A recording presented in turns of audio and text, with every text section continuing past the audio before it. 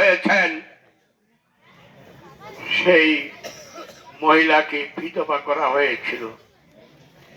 যেই মহিলাটি আপনাদের মতো লাল শাড়ি পরে যেখানে এসেছিল, ঠিক এই দেশের উপকার করতে গিয়ে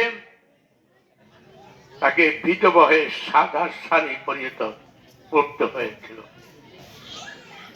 তখন তিনি, আজকে যিনি বিএনপির চেয়ারম্যান তারেক রহমান, তখন অত্যন্ত ছোট্ট একটি শিশু ছিলেন।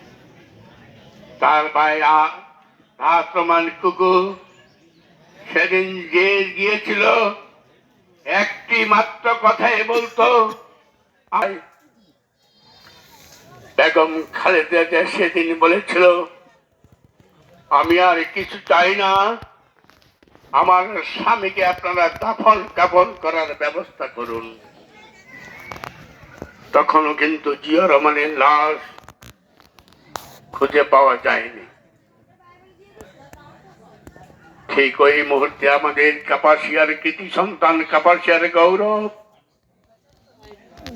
ব্রিগেডিয়ার আসম হান্নান সেদিন চিটাগের সামরিক বাহিনীতে চাকরি করতেন।